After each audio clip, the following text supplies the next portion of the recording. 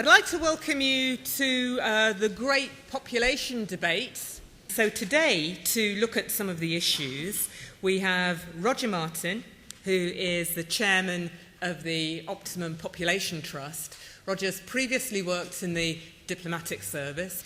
We also have Brendan O'Neill, who will be known to many of you as the editor of Spiked and the author of Can I Recycle My Granny? And 39 other eco-dilemmas. This is an emotive topic, and so it's always good to start with some facts. And to me, the most important fact is that planet Earth is finite. And that means that it can't sustain indefinite growth in anything physical, including number of people, and therefore we know for a fact that global population growth will definitely stop at some point. And when it does, it'll be in one of two ways, or a combination. It'll either be sooner, by fewer births, or later by more deaths. And that means either by the humane way, contraception backed by policy to make it available and encourage people to use it, or nature's way, that is famine, disease, and predation or war. There is no third alternative of indefinite growth. Since I left Somerset this morning to come here, I'm sharing the planet with 50,000 more people. And these are all different, and they are all human beings, and they all have rights and a due respect, and they all have talents, but they all have certain common basic physical needs together, and that is notably food, water, and energy. Last year, the government chief scientist John Beddington and the president of the Royal Society, Lord Rees, both made separate speeches referring to the perfect storm approaching our society in this century, and both picking out overpopulation, climate change, and peak oil, leading to shortages of, yes, food, water, and energy. Now, I could produce for you 100 boring statistics about the numbers, the rate at which, the detail of which we are degrading our planet, munching through the life support system that we inherited in terms of pollution and so on. I'll only quote one, and it's related to food. In 1960, there was about half a hectare per person in the world of arable cropland. Useful stuff, and that would be enough to maintain a modest European standard of nutrition. That figure is now 0.2 of a hectare, and in China it's 0.1. And the reason is, of course, primarily that the population has doubled in that time. It's also that the consumption per head has gone up. We're putting more strain on it, and it's also that we're degrading that soil at accelerating rates, and notably in China.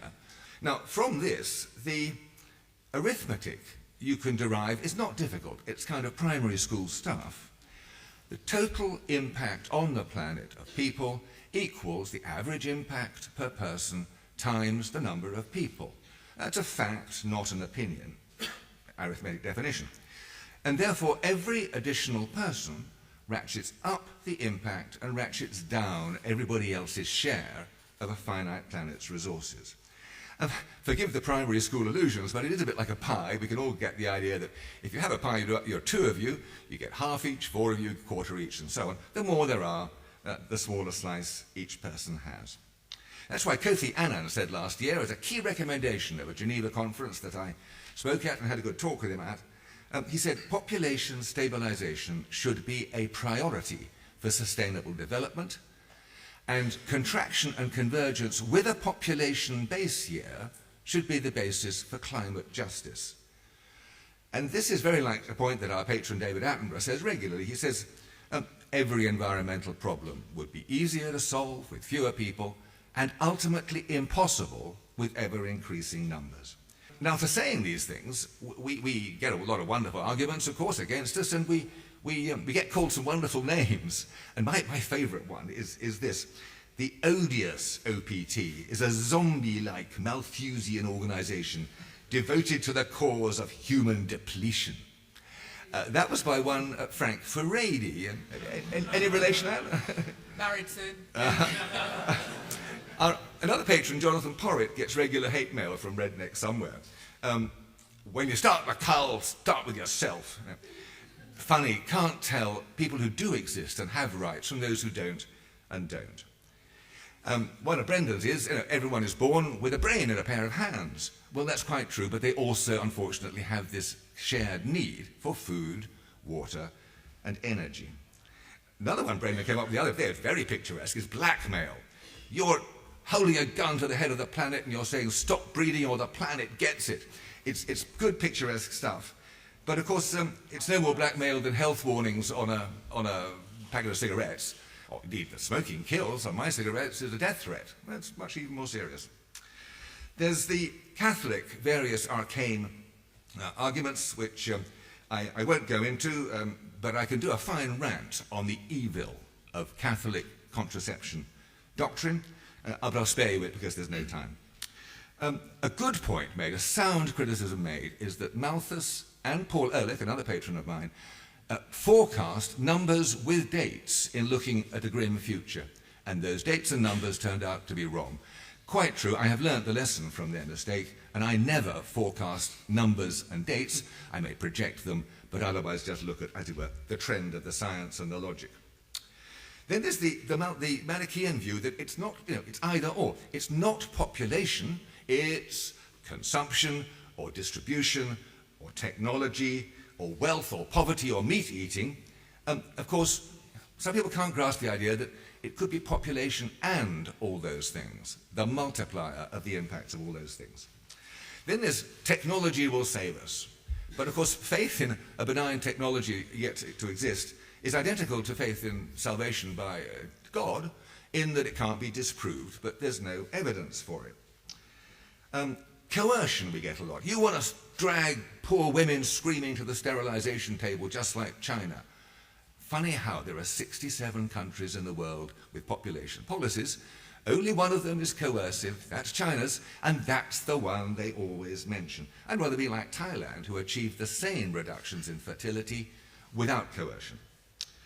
Then we hate a lot of people, us people in OPT. I made a list over the last couple of years of all the things we've been accused of hating. We hate people.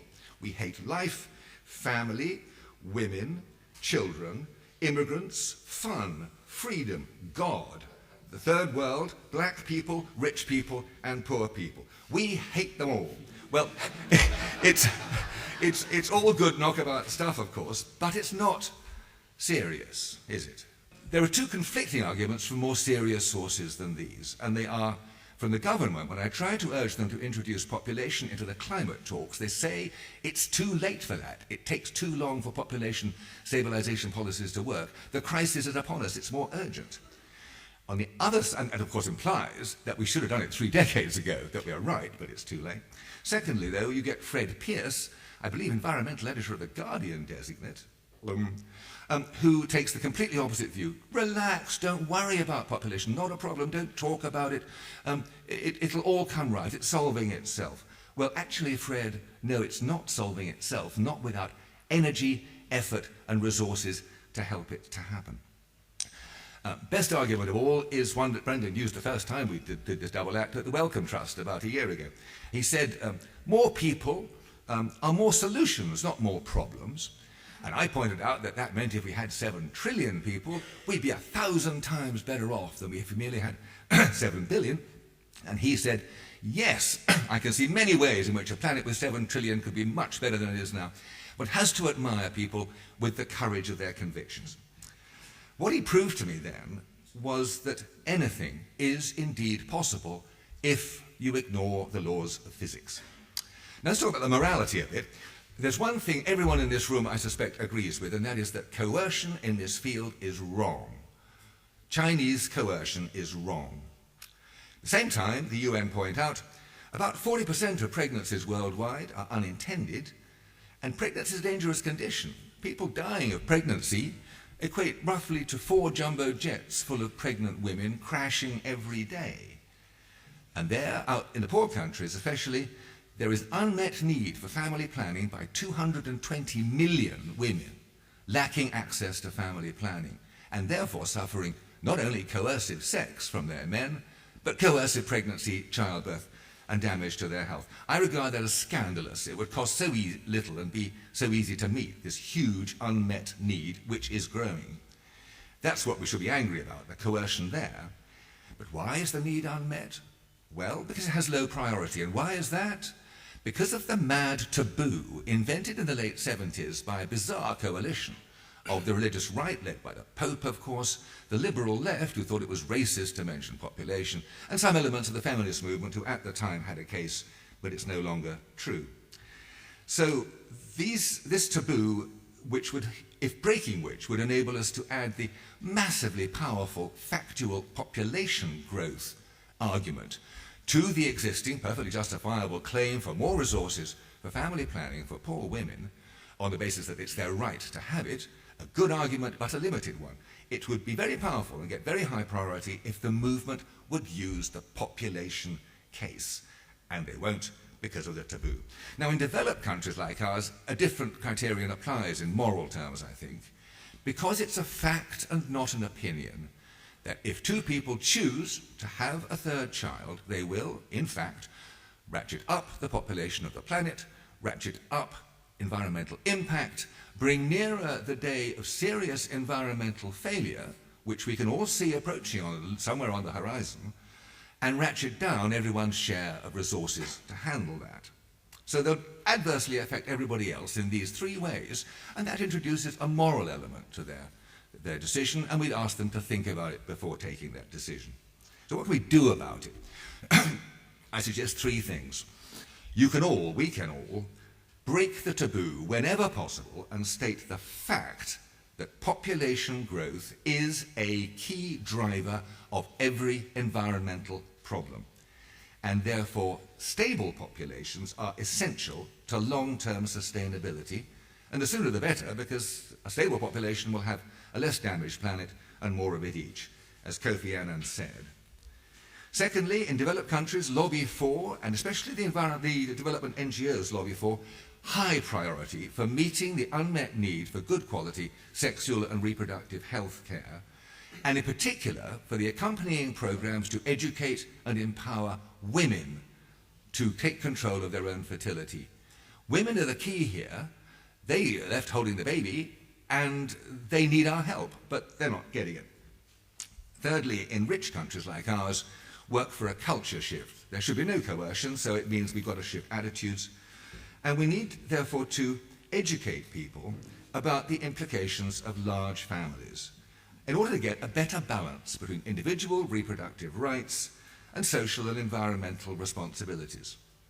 Now, in conclusion, I frankly regret that we're still at the stage here of debating whether population is a problem, because it obviously is. And I don't understand, honestly. I've never really understood why Spiked and Anne's husband and previously this Institute of Ideas devoted so much effort to such passionate denunciation of us for stating these facts and holding these views. It's harming the prospects of my little granddaughter, not me, of course, but her, of a decent life when she's my age. And I wish they'd stop it. Because we could have spent the time on something much more interesting and relevant and difficult, and that is not whether it's a problem, but how to solve it, and particularly how to get that culture shift, how to raise awareness.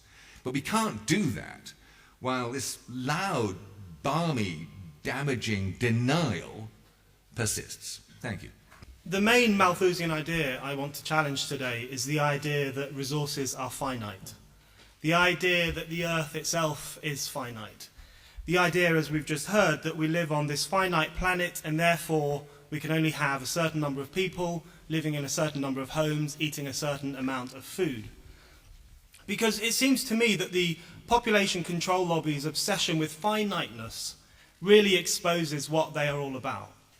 It really helps to reveal the historical illiteracy and the social pessimism that underpins the pseudo-scientific movement of Malthusianism. The Malthusian focus on finiteness explains firstly why they are always wrong about everything. Secondly, why they are so misanthropic. And thirdly, why they put forward such illiberal proposals, dressed up, of course, in the language of female empowerment. On the first point, Malthusians are simply wrong to say that resources are fixed, that we can measure and predict when they will run out. It seems commonsensical to say that the Earth is finite, and possibly a bit mad to say that it isn't. But it's important to recognise how fluid and changeable resources are. It's important to recognise that the usefulness and longevity of a resource is determined as much by us, by the level of social development we have reached, as it is by the existence of that resource in the first place. Resources are not fixed in any meaningful sense. Resources have a history and a future, just like human beings do. The question of what we consider to be a resource changes as society changes. So, in ancient Rome, for example, one of the main uses of coal was to make jewellery. Women liked the look of this glinting black rock hanging around their necks. No one could have imagined that thousands of years later, coal would be used to power massive steam engines and an entire industrial revolution, forever changing how we produce things and transport them around the world. 2,000 years ago, the only way people used uranium was to make glass look more yellow. It was used to decorate windows and to decorate mirrors. You would probably have been locked up or subjected to an exorcism if you had suggested that one day uranium might be used to light up and heat entire cities, or indeed destroy entire cities at the push of a button. So the exact same resource can do very, very different things depending on social and technological development.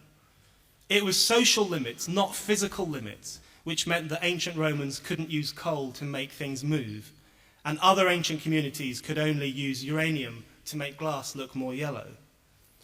And the main problem with resource pessimists, such as Malthusians, is that they continually mistake social limits for physical limits. They naturalize social limits, reinterpreting and representing problems of social development as problems of nature's shrinking bounty. They make the fatal flaw of arguing that the main barrier to progress and human comfort is the barrier erected by nature's limited resources, when in fact it is the barrier erected by the crisis of social imagination. That is why they are wrong about absolutely everything, why every prediction made by every population scaremonger through history has failed to materialize. A very early population panicker was the 2nd century Christian philosopher Tertullian. In 200 AD, Tertullian said, "We are burdensome to the world. The resources are scarcely adequate for us. Already nature does not sustain us." But back then, there were only 180 million human beings on the entire planet, about the same number that now lives in the eastern part of the United States. The problem for Tertullian was his understandably limited imagination. In his time, pretty much the only known resources were animals, plants, and various metals and minerals. He had no way of conceiving of the enormous abundance of resources inside the earth, which lay dormant because of social limitations, not natural ones. Thomas Malthus himself, the messiah of modern-day Malthusianism, argued in the early 1800s that food production wouldn't be able to keep a pace with human reproduction, and as a result there would be epidemics, pestilence and plagues that would sweep off millions of people. Yet in Malthus's era there were only 980 million people on Earth. Today there are more than that in China alone, and they all have food to eat. Malthus's problem was that he also saw natural limits where in fact there were social limits. His fundamental pessimism meant that he considered it impossible for mankind to develop beyond a certain nature-enforced point. And yet, after he made his population pronouncements, through the Industrial Revolution and various social revolutions, mankind did overcome many of his social limitations and found new ways to make food and to deliver it to the masses around the world. It is their finite-obsessed outlook which means that Malthusians are spectacularly wrong all the time. You would literally be better off listening to Mystic Meg than you would to the OPT. Malthusians pose as a science-based rationalist movement that has worked out through equations and pie charts what the carrying capacity of the Earth is, but actually, going back to the primary school illusion, they continually make a schoolboy scientific error. Their error is to imagine that population is the only variable, the only thing that grows and grows, while everything else including resources, society, progress and discovery, stays roughly the same. But the truth, as history shows, is that population is not the only variable. Resources are also a variable. So is mankind's vision, his ability to rethink and tackle problems. These things grow and change just as population does. And Malthusian mathematics doesn't add up because their social pessimism means that they fail to factor in probably the most important and decisive variable of all, which is mankind's ingenuity. And it seems very clear to me that despite everything Roger says, the problems we face today still are absolutely social rather than natural. We now live under a cult of sustainability, a social and political framework which says that we should never overhaul what exists and instead should make do with it as best we can. And this idea of sustainability, it's anti-exploration, anti-experimentation, anti-risk, all the qualities we need if we are going to make the kind of breakthroughs that earlier generations made with coal and uranium and everything else. In contrast to the past, today, unfortunately, human society is accommodating to social limitations and accepting the idea that they are natural rather than trying to break through them. Malthusianism is not a taboo. The Malthusian mindset is winning, and that, I think, is a tragedy for all of us. The second important thing about the Malthusians' concern with finiteness is that it helps to explain why they are so misanthropic. Over the past 200 years, Malthusians have tended to look at people as simply the users up of scarce resources. They have tended to view nature as the producer of things and mankind as the consumer of things. And this view of people as consumers, almost as parasites, inevitably leads them to seeing human beings as the cause of every modern social ill, and therefore reducing the number of human beings as the real solution to every modern ill. Their focus on finiteness means that they conceive of humanity as a kind of bovine force hoovering up everything that it comes across. And the ascendancy of the Malthusian outlook can really be seen in the way that people are frequently discussed these days as consumers, exploiters, the users of resources, the destroyers of their surroundings. So, more and more, mankind's building of cities and factories is referred to as an eco-footprint, as if it is something dirty and destructive that should be cleaned away. Our use of natural resources such as wood and oil is referred to as the rape of the planet. Even our use of water is now problematized, with various charities telling us to measure our water footprint and only to shower every other day. We're now encouraged to be water neutral. And in the past, there was another word for water neutrality. It was death. There is no living creature known to man that can survive without water, and yet today we're supposed to feel guilty about using it. And I think this popular depiction of mankind as gorging on nature's fragile resources is not actually based on scientific fact or hard proof of widespread resource depletion. That is clear from the fact that even water is now included in the list of resources that we should feel guilty about using. Only a mad person could believe that water will ever run out. No, this view is based on a profound philosophical shift in our attitudes towards ourselves. A shift from viewing humanity as the tamer of the planet and the creator of society towards viewing humanity as a plague on the planet and the destroyer of our surroundings. And it's a spectacularly one-sided view of people because we don't just use resources, we also create them. We are not just consumers, we are also producers. In fact, I would argue that we have realized the potential of this planet. Without humans, it would just be another ball spinning through space, full of useless coal and pointless uranium. But we have extracted that coal and uranium and made something amazing with it, modern human society. We created the social conditions in which the Earth's resources could be used to their full potential. We created the means for extracting and transforming those resources. We created cities, workplaces, and homes on the back of those resources. And every time we managed to get more and more stuff from fewer resources and created new resources along the way. And I think the Malthusian view of humans as little more than consumers really leads to some very dodgy ideas on their part. So last year, the OPT launched a website called Pop Offsets, which involved encouraging well-off Westerners to offset their carbon emissions by paying for people in the third world to stop procreating. The idea is that you log on, enter information about a flight you recently took or how much you've been driving your car, and then the site tells you how much carbon you have used and therefore how much you should donate to a third world reproductive charity. That charity makes up for your carbon use by cutting back on the pitter-patter of tiny carbon footprints in countries like Kenya. So if you took a round trip from London to Sydney, that adds up to 10 tonnes of carbon, in which case you're asked to donate £40 to help prevent the birth of one child in Africa. That is the value that modern-day Malthusians put on human life. It is roughly equal to 10 tonnes of carbon, or one holiday in Australia. Apparently, these lives have no intrinsic worth, no moral or cultural meaning. They're simply bargaining chips in some wealthy Westerner's desire to absolve himself of eco-guilt. And such misanthropy is a direct result of the kind of cult of finiteness. Because when you view human beings as the ravenous users of resources, then you start to see human life itself as a pollutant, as a drain on the planet.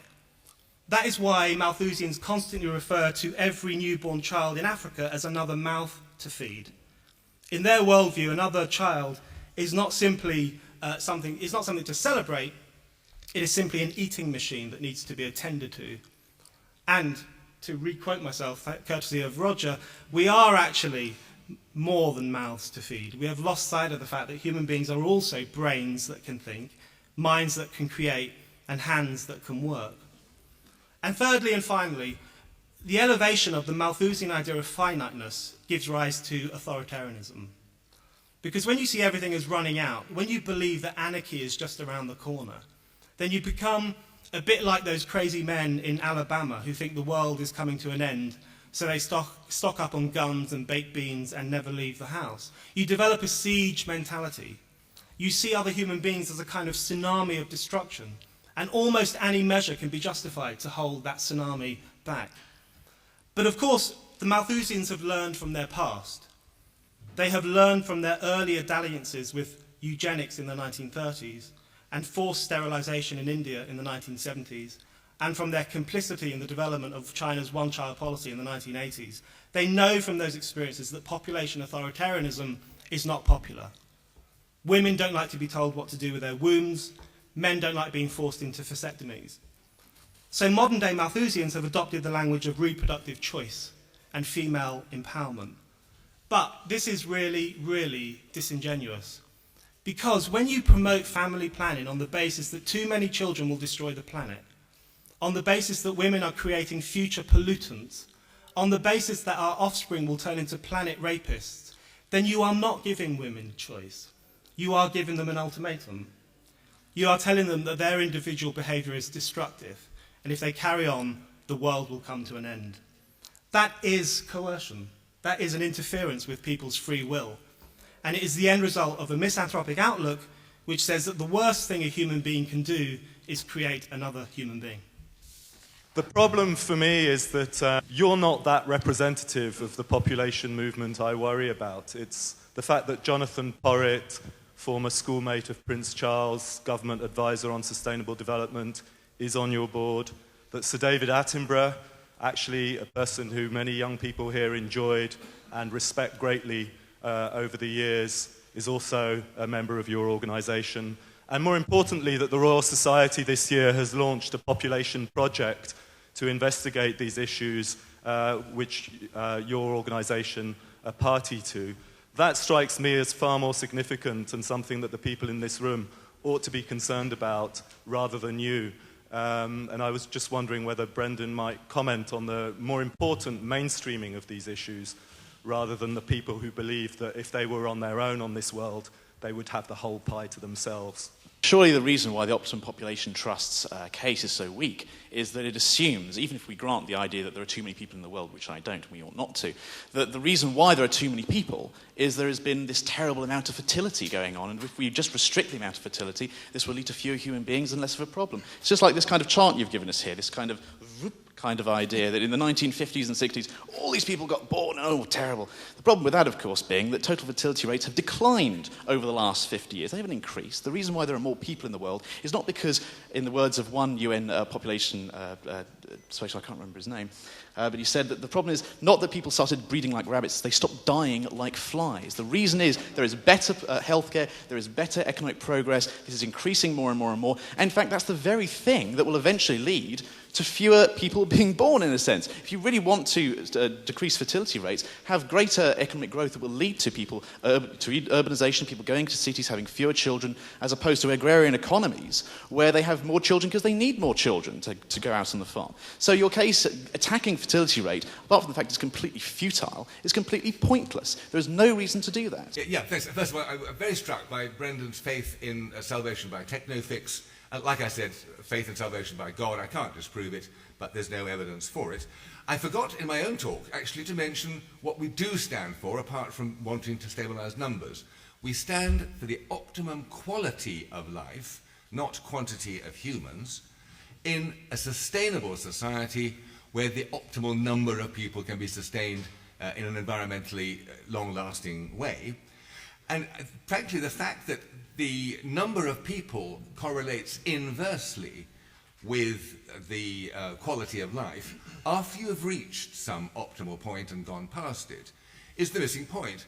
I think, frankly, anybody with a small flat, no matter even if they're Brendan, with this limitless creativity and ability to conjure space out of just the imagination, even he, if he had a small flat and wanted to give a good party, he'd probably invite guests in the low dozens rather than the low thousands. I think it's pretty clear to most people that you can have too many people, and he needs a bigger flat. Fine, we haven't got a bigger planet. The fact that all the scientists are on my side, of course, the fact that these are, is not altogether to discount us, in that I suspect most of you rely on science for really quite a lot of your quality of life. So I leave you with that thought.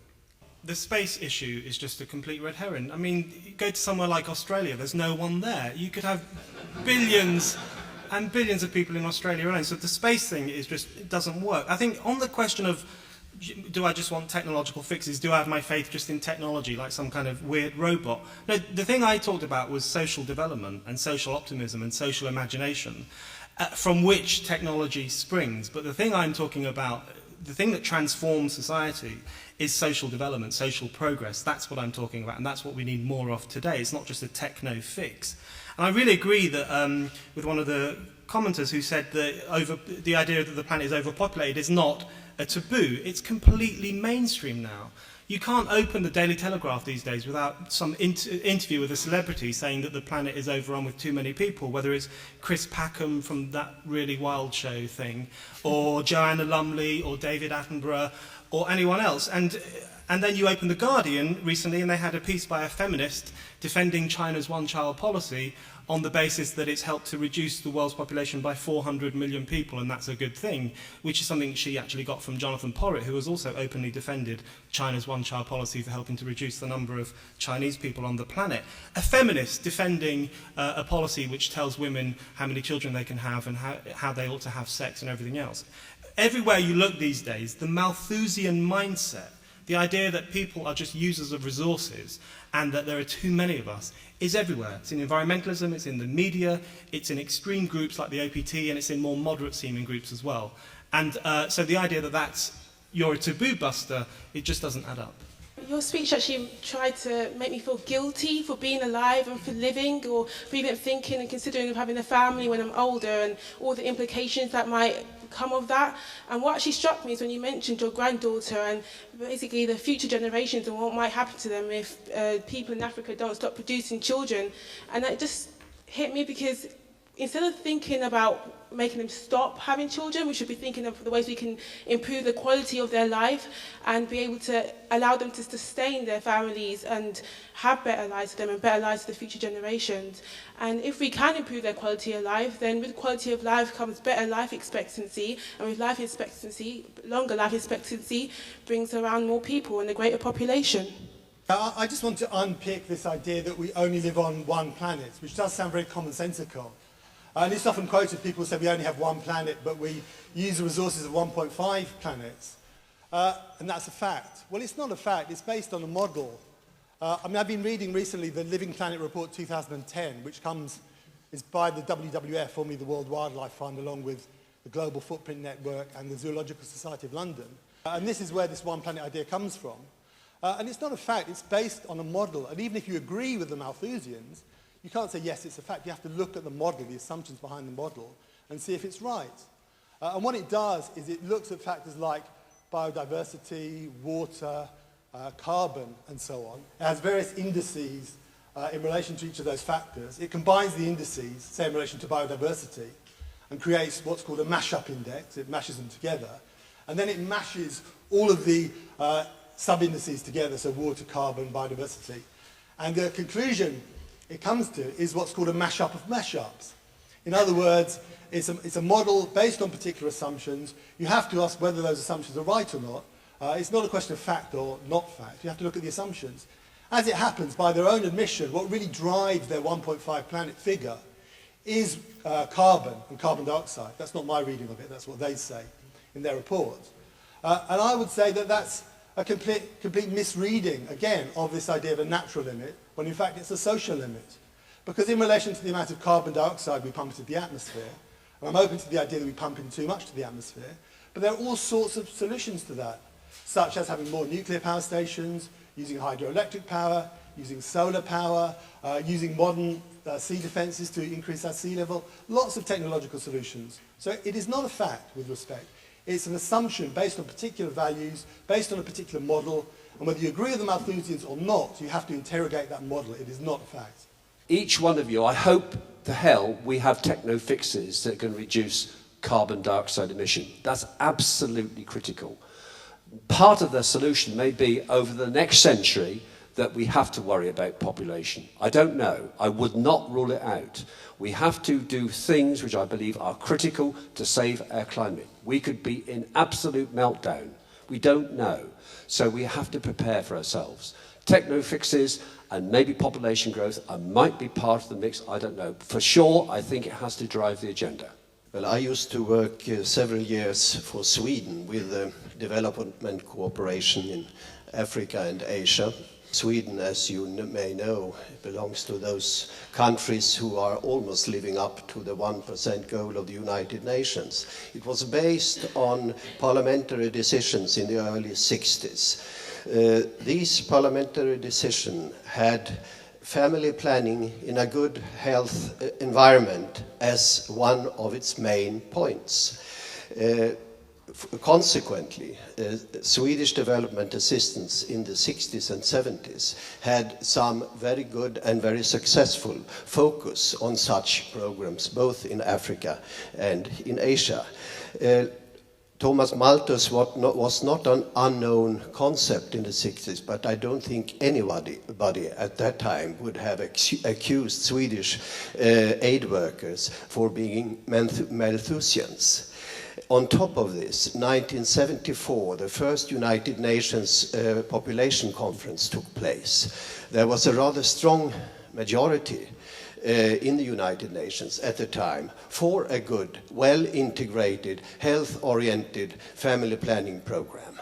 There were resistance, if I remember correctly, from the Vatican and Saudi Arabia. 10 years later, the second population conference took place in 1984.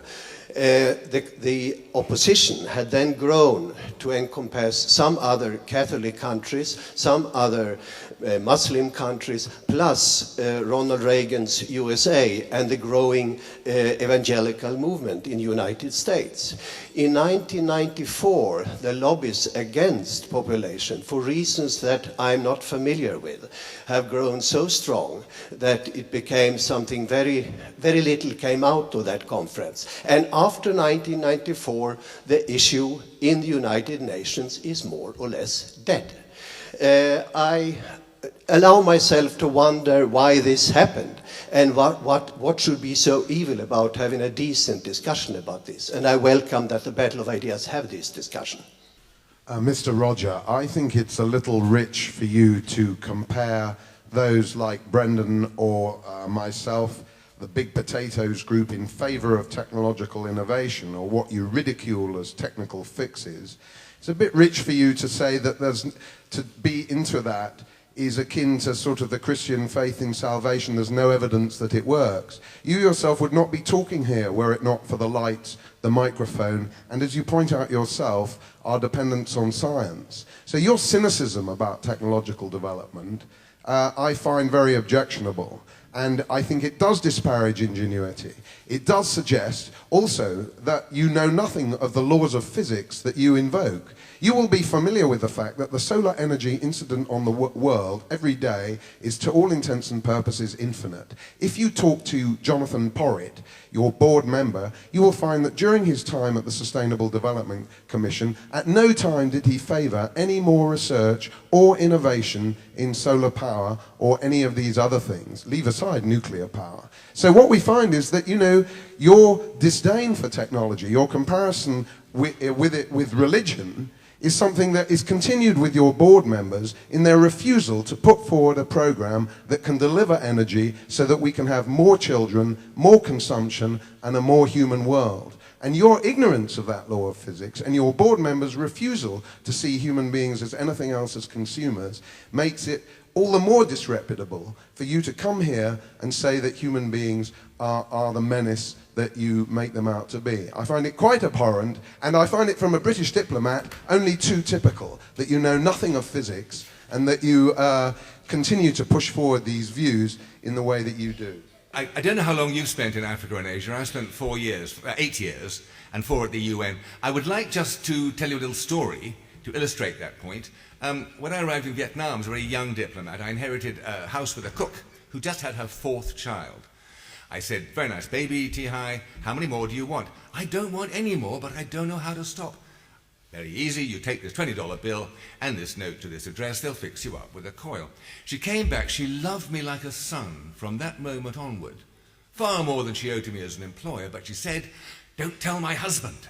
And when I told that story later to Zimbabwean peasants, farmers in their straw rondavel with a large family around the table, when I mentioned to the shh bit, then my host thumped the table, leapt to his feet and shouted, "That's a wicked woman."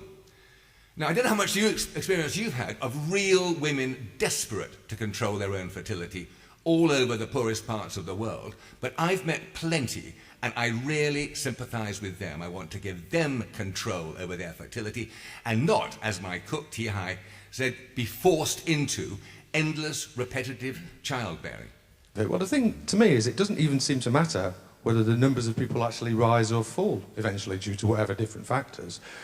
But the point is you don't have a kind of positive progress kind of agenda. I've done a bit of primary school mathematics myself, and the UN says there's going to be 2 billion additional people over the next 10 years on the planet, 2 billion. Well, I've worked that out, that we need to, if they are to be sheltered, they are to have a home, we need to build 1 home every second. Right? Now, the problem, I'm a town planner, and I really want to build. Right?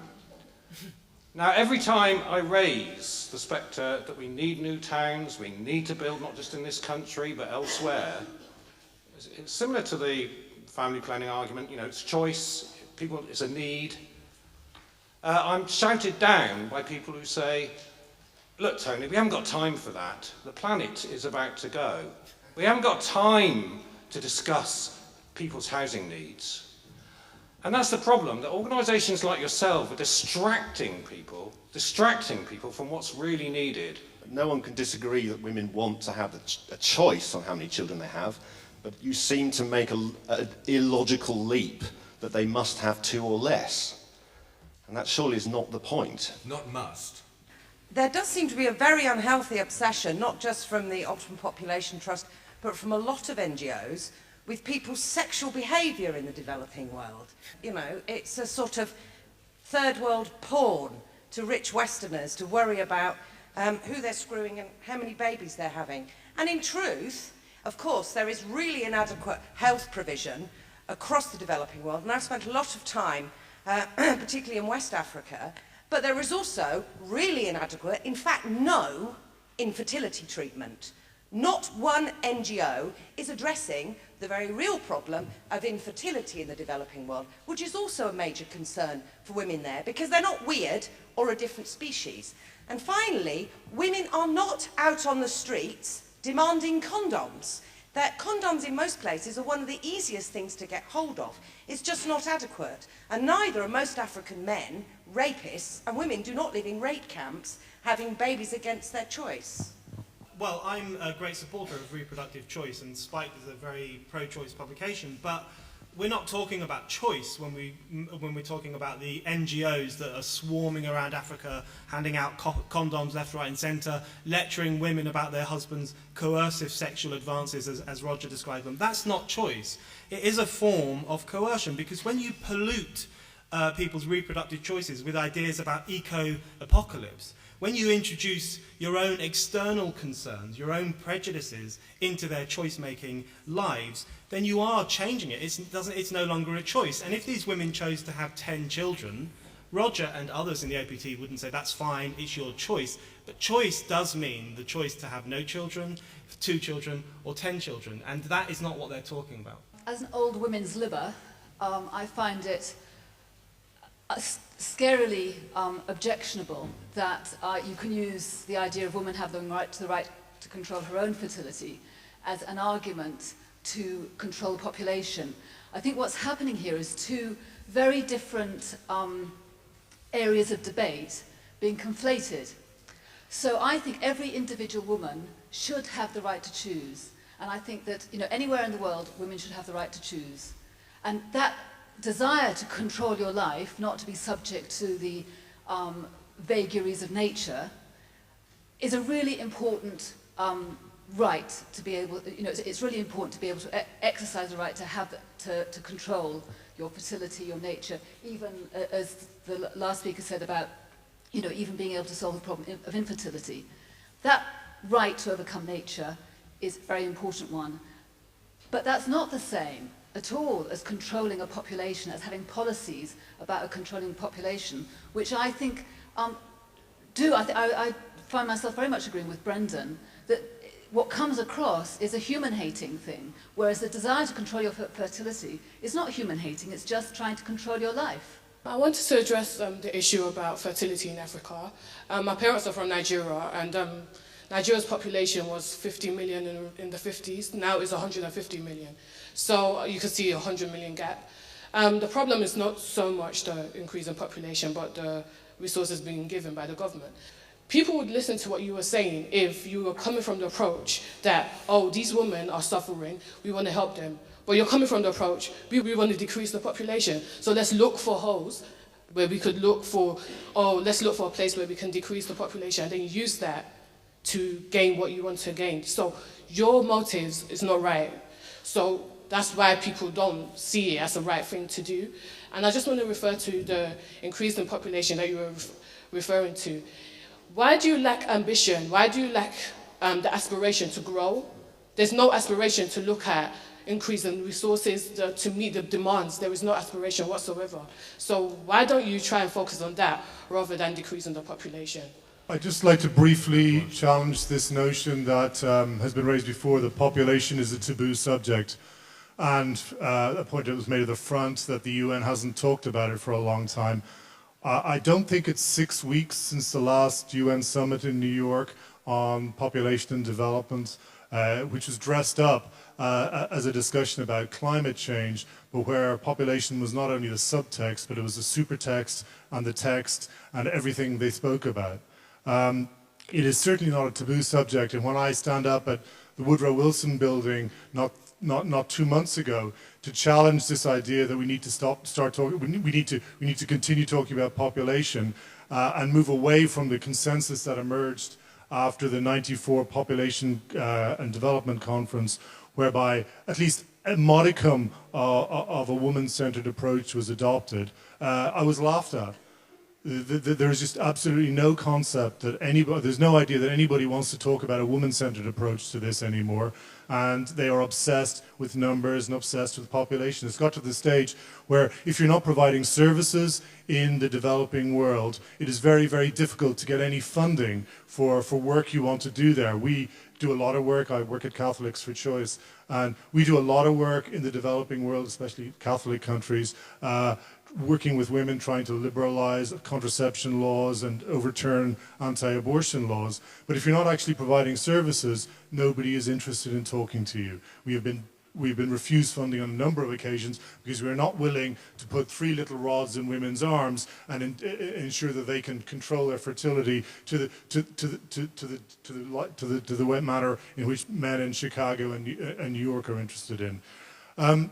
I also, just very briefly, want to say that there may be 67 countries with population policies in the world, but I can guarantee you that I could look at every single one and find coercion prevalent in it.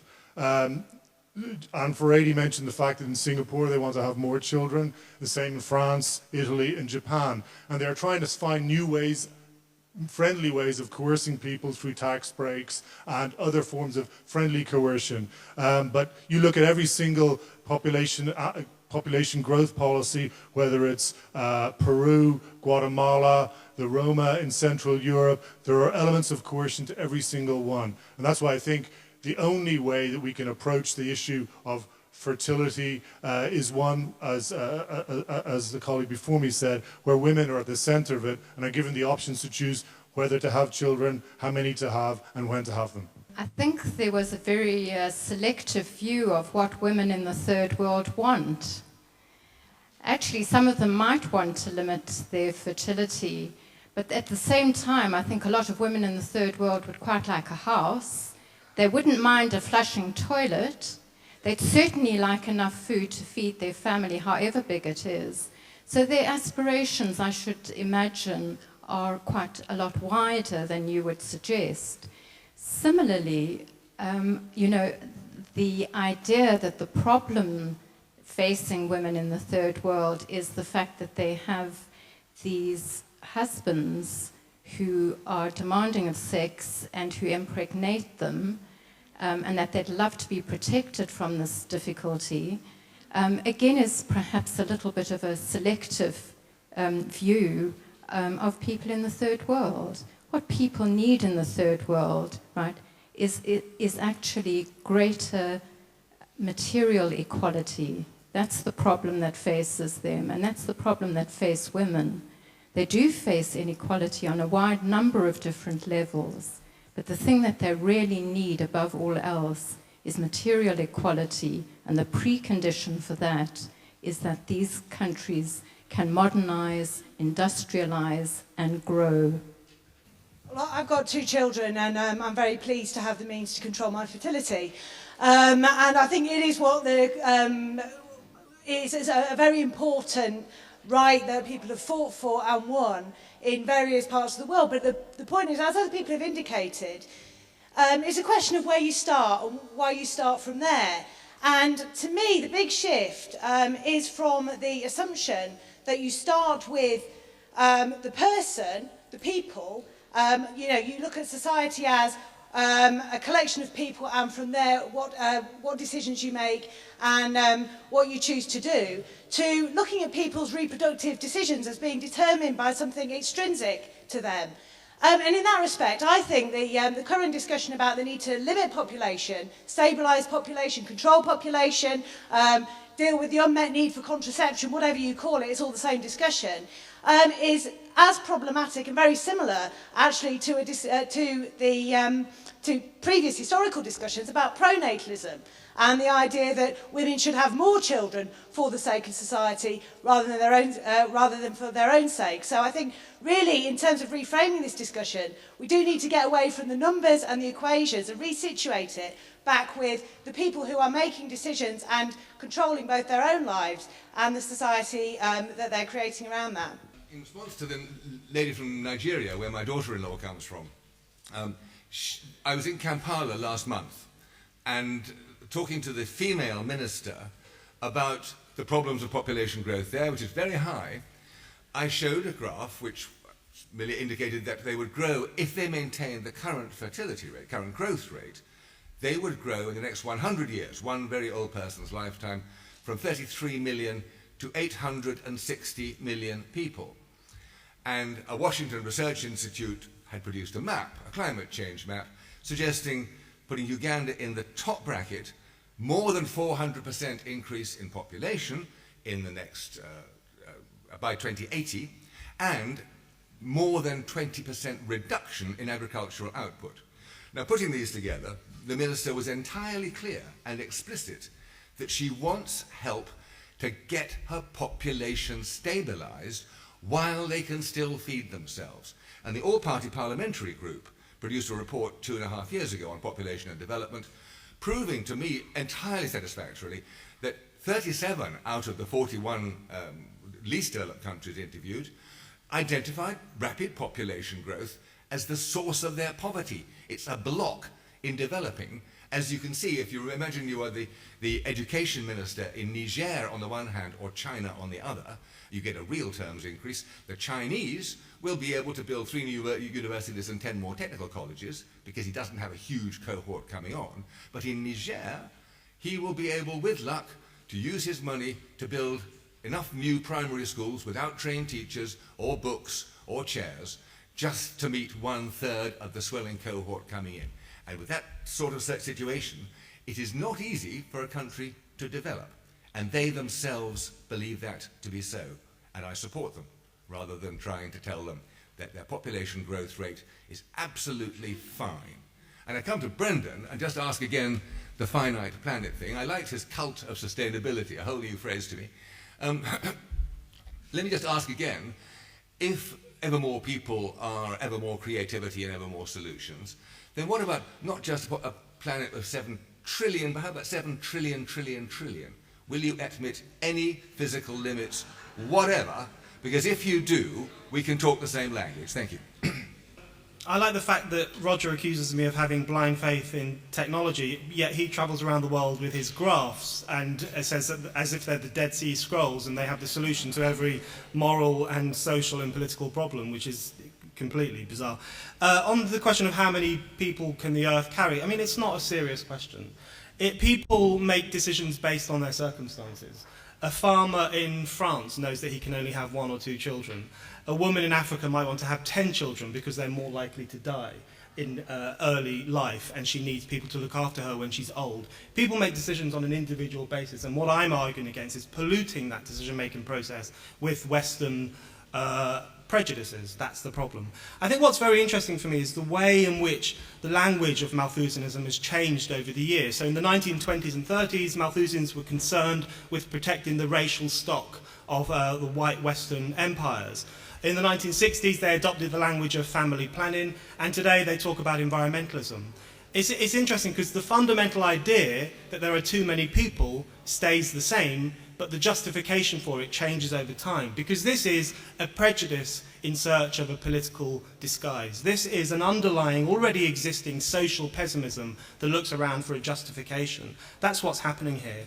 And, you know, the OPT still does talk about the problems in Africa and Asia and other places where people are apparently having too many children, but it's even worse than that now, because that is obviously an echo of their past. But today they also feel incapable of valuing life, even in the West, even in their own countries. So we often hear the OPT saying that the worst people in the world are these Americans who have too many children and they consume so much stuff. So just when you think Malthusianism couldn't stoop any lower, it has.